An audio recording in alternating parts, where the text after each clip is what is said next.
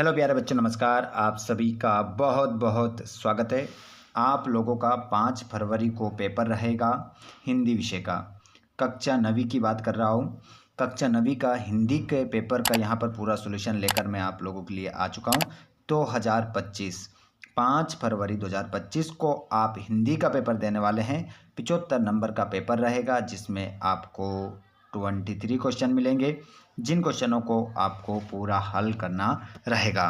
3 घंटे आपको समय दिया जाएगा। चलिए तो हम पूरे क्वेश्चन पेपर का सॉल्यूशन यहाँ पर देख लेते हैं। किसी भी प्रकार के क्वेश्चन को आप छोड़ेंगे नहीं, पूरे 75 नंबर यहाँ से आप लेंगे।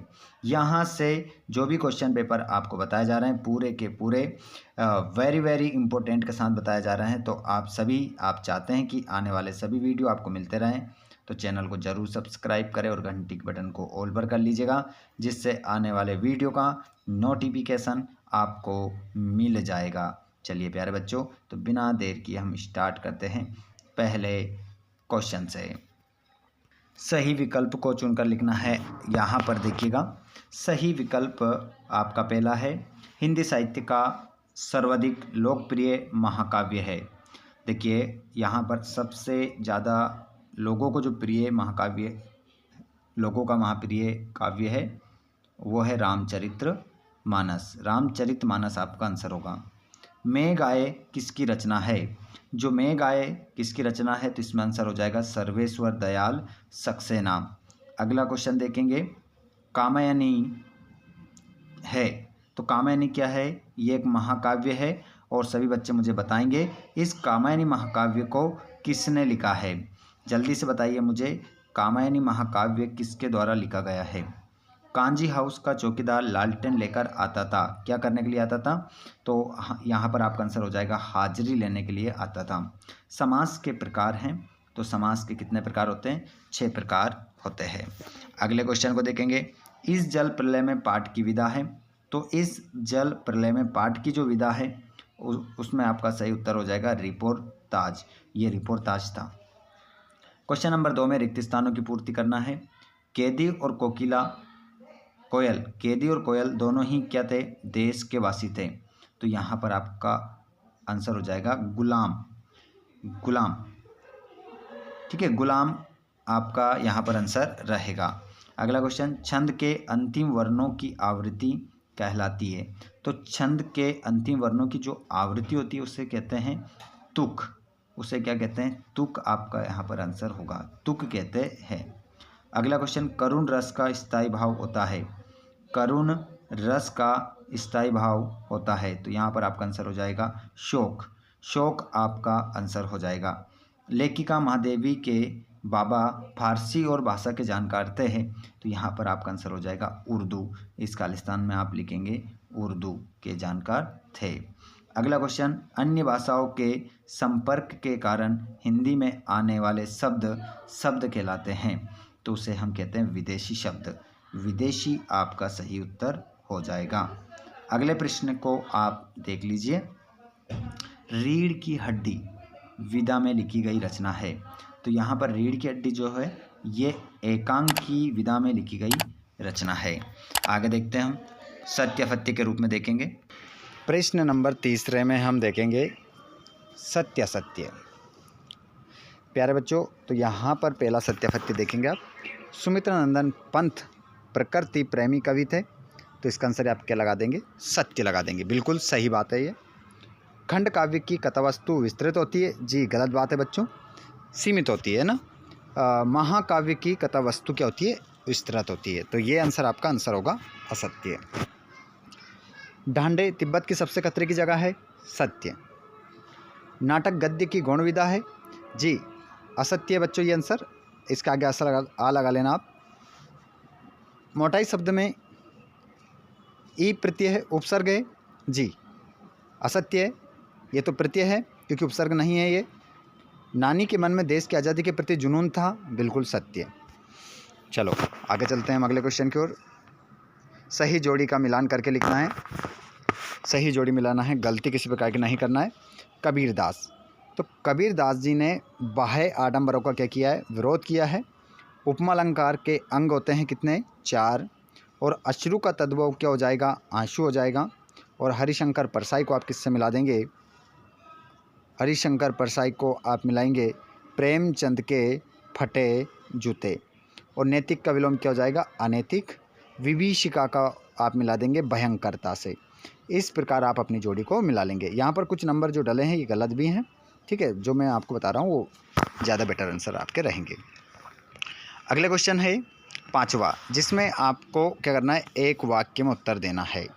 देखिए पहला क्वेश्चन, रस खान किसके अनन्य भक्त कवि है, तो आंसर लिख लेंगे आप श्री कृष्ण के। श्री कृष्ण आपका करेक्ट आंसर होगा। जहाँ काव्य का आधार शब्द होते हैं वहाँ कौन सा अलंकार होता है, तो वहाँ पर शब्द अलंकार होता है। सालिम अली अन्य किस नाम से जाना जाते हैं, तो Birdman of India, Birdman of India के नाम से भी सलीम अली को जाना जाता है। किसी कार्य को करने या होने का बोध कराने वाले शब्द क्या कहलाते हैं, तो कहलाते हैं क्रिया। क्रिया आपका आंसर हो जाएगा। और इस जल प्रलय में पाठ में सन 1967 की बाढ़ में किस नदी का पानी राजेंद्र नगर में घुस गया, तो इसका आंसर हो जाएगा आपका पुनपुन। पुनपुन नदी का पानी राजेंद्र नगर में घुस गया था।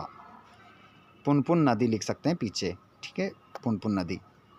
अगला क्वेश्चन, मेरे संग की औरतें पाठ में लेखिका कितने भाई बहन हैं, तो यहाँ पर आपका आंसर हो जाएगा 4 भाई बहन है। देखिए भक्ति काल को स्वर्ण युग क्यों कहा जाता है, और छायावाद की कोई 2 विशेषता, प्रमुख विशेषताएं लिखना है। सर्वेश्वर दयाल सक्सेना अथवा सुमित्रानंदन पंत के भाव सौंदर्य की कोई 2 विशेषताएं लिखना है। पहले आप सभी क्या करेंगे, क्वेश्चन देखेंगे। ये क्वेश्चन जो है आपकी वार्षिक परीक्षा के लिए वेरी इंपॉर्टेंट है। 5 फरवरी, भूल न जाना, ठीक है। पूरा क्वेश्चन पेपर इसी प्रकार इसी आधार पर आपका छपने वाला है, लेकिन आप लोग वीडियो को लास्ट तक जरूर देखिएगा। वीडियो अच्छा लगे तो वीडियो को लाइक, अपने दोस्तों तक शेयर, अपने व्हाट्सएप ग्रुप, अपने स्कूल ग्रुप में ज़रूर शेयर करें, अपने दोस्तों के साथ शेयर करें, ताकि ये इम्पोर्टेंट क्वेश्चन आंसर के साथ सभी बच्चे सॉल्यूशन कर लें। अच्छे से इन प्रश्नों को अपनी कॉपी में लिख लें, क्योंकि ये क्वेश्चन वेरी इंपॉर्टेंट है, हर बार परीक्षा में पूछे गए क्वेश्चन है। तो आप सभी अच्छे से इन क्वेश्चनों को याद कर लीजिए। मानसरोवर से कवि कबीरदास का क्या आशय है। लता ने बादल रूपी मेहमान को किस तरह देखा और क्यों। कोयल की कूक सुनकर कवि माखनलाल चतुर्वेदी की क्या प्रतिक्रिया थी, लिखिए। और अरहर और सनई के खेत कवि पंत को कैसे दिखाई देते हैं। आगे चलते हैं। रूपक अलंकार की परिभाषा उदाहरण सहित लिखिए। काव्य किसे कहते हैं, उसके भेदों का नाम लिखिए। कहानी विधा का संक्षिप्त परिचय दीजिए। और एकांकी विधा की कोई 2 प्रमुख विशेषताएं लिखिए। अगले क्वेश्चन को देखेंगे आप। राहुल सांस्कृतियन अथवा हरिशंकर परसाई की भाषा शैली की कोई 2 विशेषताएं लिखना है। और 2 बैलों की कथा पाठ में बैलों के माध्यम से कौन कौन से नीति विषयक मूल्य उभर कर आए हैं। तिब्बत यात्रा के दौरान लेखक राहुल सांस्कृतियन को किन कठिनाइयों का सामना करना पड़ा, लिखिए। महादेवी वर्मा उर्दू फारसी क्यों नहीं सीख पाई। और आज की उपभोक्तावादी संस्कृति हमारे दैनिक जीवन को किस प्रकार प्रभावित कर रही है। आगे देख लीजिए। क्वेश्चन नंबर 16, अंधे की लाठी मुहावरे का अर्थ है एकमात्र सहारा।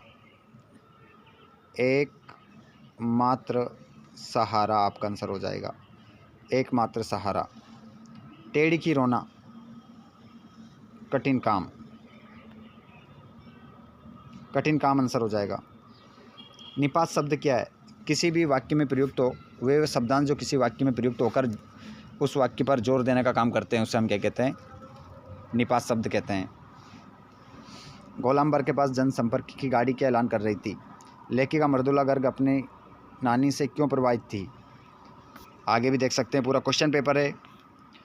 यहाँ पर संदर्भ प्रसंग आपको लिखना है। संदर्भ प्रसंग, ऊंचे कुल का जन्मिया जे करनी ऊंच न होय, सुबरन कलश सुरा भरा साधु निंदा सोय।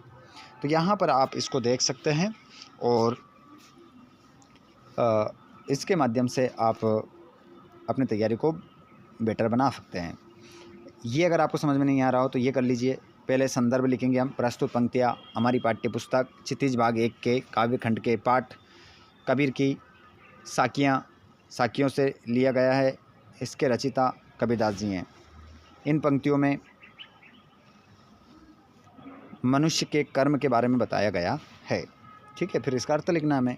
ऊंचे कुल में कोई जन्म लेने से ऊंचा नहीं होता है, ऊंचा होने के लिए उसे ऊंचे काम करने पड़ेंगे। ठीक है, ऐसे बताया गया है इसमें।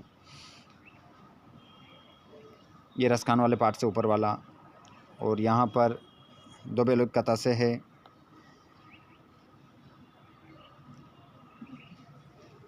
प्रश्न नंबर 20, जल है तो कल है विषय पर एक अनुच्छेद लिखिए। और नन्ही चीटी है प्राणी सामाजिक, इसे पढ़कर आपको आंसर देना है, नीचे दिए गए प्रश्नों का उत्तर लिखना है। गद्यांश ज़्यादा बेटर रहेगा अगर आप गद्यांश करेंगे तो।